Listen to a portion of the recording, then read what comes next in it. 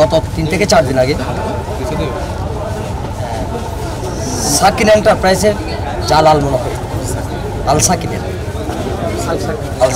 শাহজাল এবং আলমগীর, এরা দুইবার ব্যবসা করে, ভালো ব্যবসায়ী। ওদের দোকানে একটা কর্মচারী 2 থেকে 3 ঘন্টা দোকানে অ্যাবসেন্ট ছিল। রাগের বশবর্তী হয়ে হয়তো দোকানদারকে একটা শাসন করছে ফিজিক্যালি, যতটুকু জানতে পেরেছি। এটা নিয়ে কর্মচারী আর দোকানদারের মধ্যে কি দফায় দফায় মারামারি করছে। তো ব্যবসায়ীরা সড়ক অবরোধ করেছে।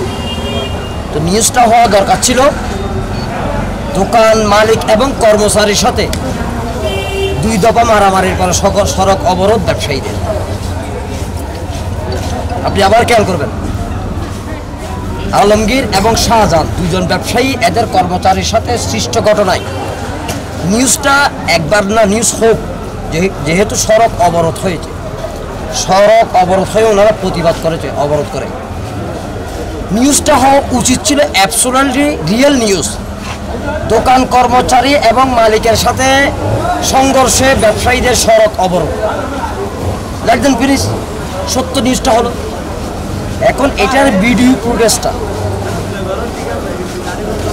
24 না চ্যানেল 24-এ দেখলাম, বিএনপির নাম ভাঙিয়ে চাঁদাবাজি করতে গিয়ে কি সড়ক ব্যবসায়ীদের সড়ক অবরোধ। কতটুকু জঘন্য মিথ্যাচার এটা নিয়ে করেছে। সেই ধারাবাহিকতা ব্যবসায়ী সমিতি নেতৃবৃন্দ এখানে ছিল, এখানে সবাই ব্যবসায়ী দেখতে পাচ্ছেন। আমরা যেখানে আসছি ওনাদের সাথে কথা বলেছি। এটা নতুন না, বাংলাদেশের ইতিহাসের সবচেয়ে জনপ্রিয় দল বিএনপি এবং ফ্যাসিস্ট হাসিনা 17 বছর ধরে খুন গুম অত্যাচার নির্যাতন করে দেশ ছেড়ে পালিয়ে যাওয়ার পর আপনি যদি এখন গ্রামে গঞ্জে দোকানদার, ক্যাট খামার, কুলি, সাধারণ মানুষ, আমজনতাকে জিজ্ঞেস করেন, আলেম সমাজ থেকে শুরু করে বাংলাদেশের আগামীর প্রধানমন্ত্রীকে এক বাক্য সবাই বলবে তারেক রহমান। সেই তারেক রহমানের নেতৃত্বে বাংলাদেশের সবচেয়ে জনপ্রিয় দল বিএনপিকে মিডিয়া ট্রায়ালের শিকার হতে হচ্ছে, সেটা আমাদের চাইতে সাংবাদিকরা আরো বেশি ভালো জানে। সেই ধারাবাহিকতায় হাটাজারিতে এই ঘটনা ঘটেছে। দোকান কর্মচারী এবং মালিকের সাথে সংঘর্ষকে বিএনপির নামটা ডাইভার্ট করে একটি কুচক্রী মহল হীন ষড়যন্ত্র লিপ্ত রয়েছে, মিথ্যাচার করে। তো মিথ্যাচার যারা করে তাদের স্থায়িত্ব হচ্ছে চায়ের কাপের জলীয় বাষ্পর মতো, কিছুক্ষণ পর মুছে যায়, জলীয় বাষ্প মুছে যায়। আর সত্য সমাগত মিথ্যা অপসৃত। আজ হাটাজারির মানুষ দেখেছে, গণি সেন্টার, শপিং সেন্টার ব্যবসায়ীরা দেখেছে, সমস্ত হাটাজারিবাসী দেখেছে। এখানে প্রাণের দল বিএনপিকে ভালোবাসে 90% ব্যবসায়ী এবং কর্মচারী আমাদের।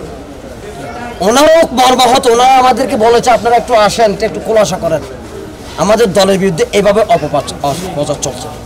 তো যে বা যারা করুক না কেন এই প্রচার, তাদেরকে আমরা জানিয়ে দিতে চাই, মিথ্যাচার করে, ষড়যন্ত্র করে আকাশচুম্বী জনপ্রিয় দল বিএনপির জনপ্রিয়তা বালি পরিমাণ ইনশাল্লাহ কেউ নষ্ট করতে পারবে না। বিএনপি সাধারণ মানুষের দল।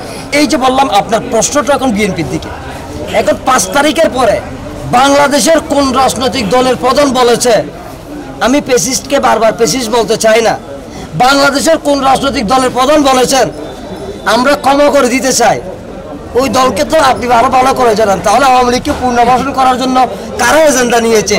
যাদের ভোটের সংখ্যা কম তারাই তো পুনর্বাসনের এজেন্ডা নিয়েছে। বিএনপি কোটি কোটি মানুষের ভালোবাসার দল, বিএনপি তো কাউকে পুনর্বাসন করার প্রশ্নই উঠে না। আবারও বলছি, 5 তারিখের 64 জন শিশু হত্যাকারী মাসুম বাচ্চা হত্যা করেছে। প্রায় 10,000 মানুষ এখন পঙ্গু, 30,000-এর মতো আহত, 1,000-এর মতো নিহত।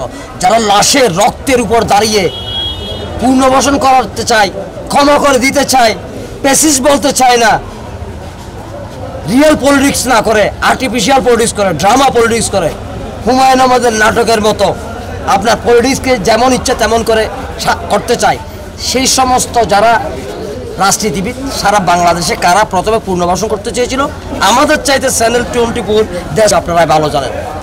বাংলাদেশের মানুষ তাদের বক্তব্যকে ঘৃণা করে প্রত্যাখ্যান করেছে।